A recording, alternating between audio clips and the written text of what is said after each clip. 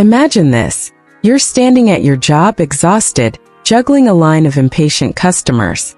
Suddenly, your manager strolls over and says, "If you step away from that register, even for 1 second, you must clock out."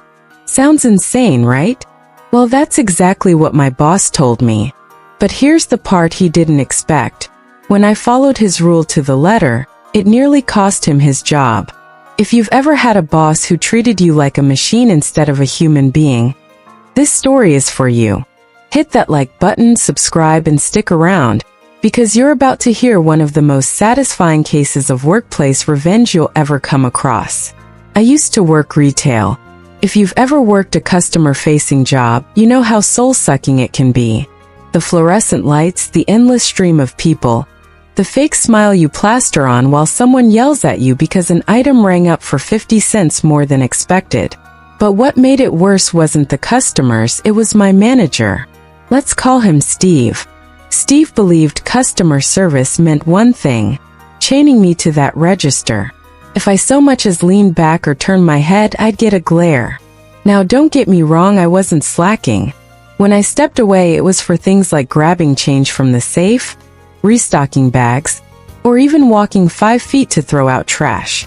All the things a cashier has to do to keep the line moving. But to Steve, that was abandoning my post. One day, he corners me and says in that smug, condescending voice, "From now on, if you step away from the register, even for a second, you must clock out." I remember staring at him, trying to process if he was actually serious. My brain screamed, "You can't be real. Who even thinks like this?" But I didn't argue. I just nodded. "All right then," I said quietly. Inside, though, I was already plotting. The very next shift, I decided to give him exactly what he asked for. At 9:10 a.m., a customer drops a jar that shatters near the counter. Normally, I just grab some paper towels and clean it. But today, I smiled, walked over to the time clock, beep, clocked out, cleaned up the mess slowly, carefully, walked back, beep, clocked in at 9:16. 6 minutes gone. By 9:40, the receipt printer jams. Normally, I just dart 3 feet to maintenance, grab a roll, and fix it in seconds. But not this time. Beep. Clocked out. Walked over. Took my sweet time. Walked back. Beep. 9:47. 7 minutes gone. At 10:05, a customer needs coins for the parking meter. That means opening the safe. You already know the drill. Beep. Clock out. Walk to the office. Grab change. Beep. Clock in at 10:13. 8 minutes gone.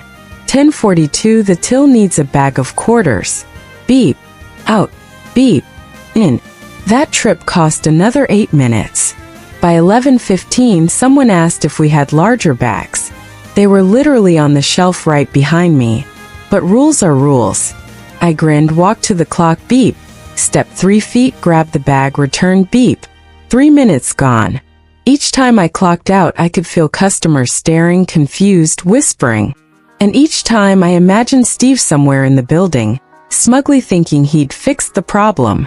But here's the thing, by the end of that one shift, I had clocked out 13 times. 13. My time card showed nearly 2 hours of unpaid breaks. All because I was following orders. Sure enough, payroll flagged it. HR wanted to know why I was clocking out so much. So they called me in.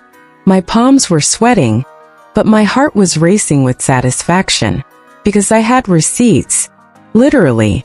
I showed them the email from Steve. His exact words written in black and white. If you step away from the register, even for a second, you must clock out. I'll never forget the look on HR's face. First confusion, then irritation, and finally a slow shake of the head. They knew exactly what had happened. And here's the best part. Not even a week later, I see Steve getting chewed out in the office. Red-faced, defensive, stammering. I couldn't hear the words, but I didn't need to. The man who thought he could chain me to that register was suddenly the one on trial. By my next shift, the rule had magically vanished. No announcement, no explanation. Just gone. Suddenly, we were trusted to use common sense again. And Steve? He never brought it up again. Not once. That moment, seeing my manager, the same guy who made me feel powerless, finally getting called out for his own stupidity, was one of the most satisfying experiences of my life. He wanted to control me. He wanted to strip away my dignity with a ridiculous rule. Instead, he lost his credibility, his authority shattered in front of his bosses, and all I had to do was follow his orders. Exactly. Sometimes revenge doesn't require breaking rules. Sometimes the sweetest justice comes from doing exactly what you're told, and letting the stupidity speak for itself. If this story made you smile, smash that like button and subscribe for more tales of poetic justice. And I want to hear from you. What's the dumbest rule a boss has ever tried to enforce on you? Drop it in the comments below. Who knows, your story might just be the next one we cover.